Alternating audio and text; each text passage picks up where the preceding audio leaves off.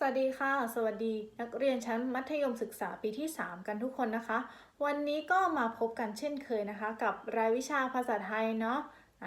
นักเรียนทราบไหมคะว่าวันนี้นะคะเราจะมาเรียนเรื่องอะไรกันคะอ๋อ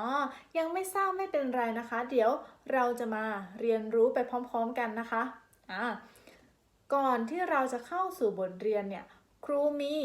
ประโยค2ประโยคนะคะมาให้นักเรียนเนี่ยช่วยกันคิดวิเคราะห์และพิจารณานะคะว่าทั้ง2ประโยคเนี่ยมีความเหมือนหรือแตกต่างกันอย่างไรเนาะโอเคค่ะประโยคที่1นะคะประโยคที่1คือคำว่าเขาเดินเตะหินเขาเดินเตะหินค่ะประโยคที่2นะคะ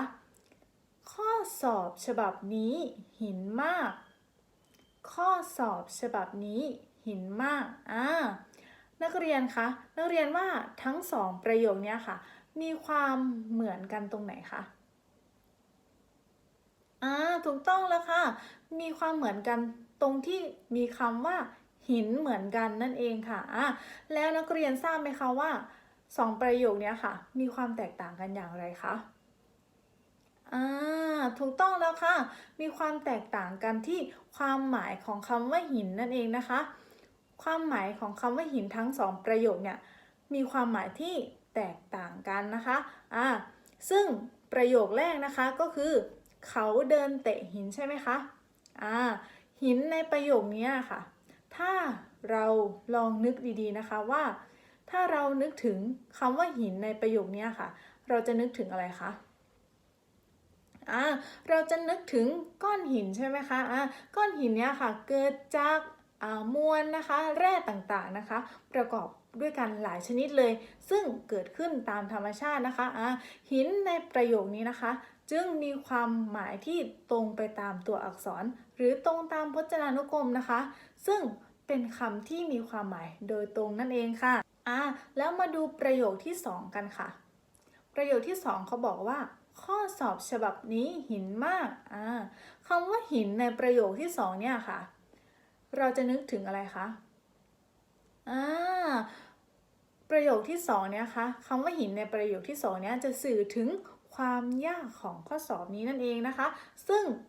คำว่าหินในประโยคนี้นะคะเป็นความหมายโดยในนั่นเองค่ะและเพื่อนะคะทำให้เรานะคะเข้าใจมากยิ่งขึ้นนะคะวันนี้นะคะเราจะมาเรียนเรื่องคำที่มีความหมายโดยตรงและคำที่มีความหมายโดยในกันค่ะ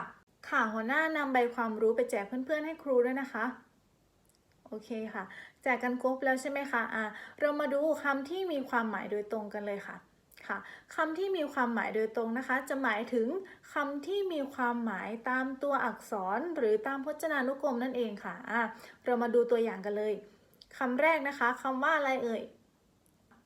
คำแรกคือคำว่ากินใช่ไหมคะคำว่ากินในที่นี้นะคะหมายถึงเคี้ยวและกลืนลงกระเพาะนั่นเองค่ะคำที่2นะคะคือคำว่าดาวนั่นเองนะคะคำว่าดาวความหมายโดยตรงนะคะหมายถึงสิ่งที่เป็นดวงมีแสงระยิบระยับอยู่บนท้องฟ้าเราเห็นได้ในเวลากลางคืนนั่นเองคำต่อมานะคะคำว่าหมูคำว่าหมูในที่นี้นะคะหมายถึงสัตว์เลี้ยงลูกด้วยนมนะคะเท้ามีกีบคู่ตัวจะอ้วนๆคำต่อมานะคะเพชรคำว่าเพชรหมายถึงนะคะวัตถุธาตุคาร์บอนนะคะมีความแข็งแกร่งนะคะมีค่ามากใช้ทำเครื่องประดับนะคะ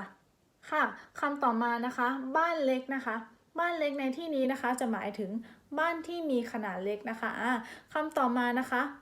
ยื่นซองขาวนะคะยื่นซองขาวในที่นี้นะคะจะหมายถึงส่งซองจดหมายที่มีสีขาวนั่นเองนะคะต่อมานะคะเราจะมาดูคำที่มีความหมายโดยใน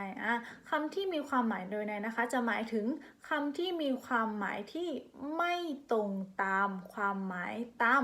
ตัวอักษรนั่นเองค่ะซึ่งผู้ส่งสารนะคะจะมีเจตนานะคะส่งไปยังผู้รับสารนะคะเพื่ออะไรคะเพื่อตีความเชิงเปรียบเทียบนั่นเองค่ะเรามาดูตัวอย่างคำที่มีความหมายโดยในกันเลยค่ะคำแรกนะคะคือคำว่ากิน ค่ะคำว่ากินในความหมายโดยในนี้นะคะแปลว่า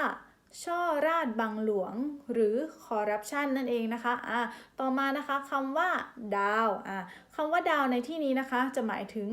ความโดดเด่นความสวยงามนั่นเองค่ะต่อมานะคะคำว่าหมูคำว่าหมูในที่นี้นะคะแปลว่าง่ายนั่นเองค่ะต่อมานะคะคำว่าเพชรนะคะเพชรในความหมายโดยในนะคะคือหมายถึงสิ่งที่มีค่ามากนั่นเองค่ะต่อมานะคะคือคำว่าบ้านเล็กบ้านเล็กความหมายโดยในแปลว่าภรรยาน้อยนั่นเองค่ะต่อมานะคะคำว่ายื่นซองขาวนะคะยื่นซองขาวนะคะในความหมายโดยในแปลว่า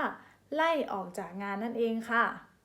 ซึ่งการเลือกใช้คำให้ถูกต้องตามความหมายและถูกต้องตามบริบทเนี่ยเป็นเรื่องที่สำคัญมากเลยนะคะ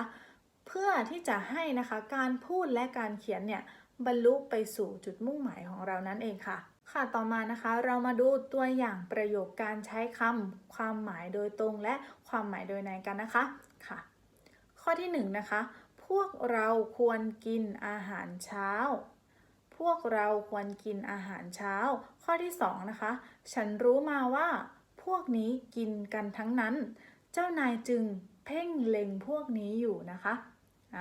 ข้อที่3นะคะฟ้าคืนนี้ดาวสวยเหลือเกินข้อที่4นะคะเมื่อคืนเธอเป็นดาวของงานเลยนะข้อที่5นะคะแหวนวงนี้เพชรน้ำงามจริงๆข้อที่6นะคะโรงเรียนเรามีเพชรหลายคนโดยเฉพาะนักเรียนจากห้องนี้นักเรียนสังเกตเห็นได้ไหมคะว่าข้อที่1ข้อที่3และข้อที่5ค่ะเป็นคำที่มีความหมายอะไรคะเป็นคำที่มีความหมายโดยตรงนั่นเองและข้อที่2ข้อที่4และข้อที่6ล่ะคะข้อที่2ข้อที่4และข้อที่6นะคะคือคำที่มีความหมายโดยในนั่นเองค่ะเก่งมากเลยค่ะ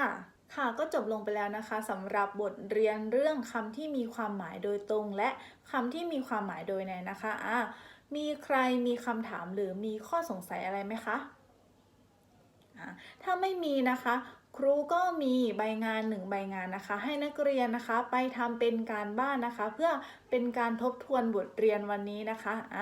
ให้หัวหน้านะคะนำใบงานนะคะไปแจกนะคะทุกคนนะคะถ้าทำเสร็จแล้วนะคะให้หัวหน้านะคะรวบรวมนะคะไปส่งไว้ที่โต๊ะครูนะคะแล้ววันพรุ่งนี้นะคะเราจะมาเฉลยกันค่ะสำหรับวันนี้พอแค่นี้ค่ะหัวหน้าสวัสดีค่ะ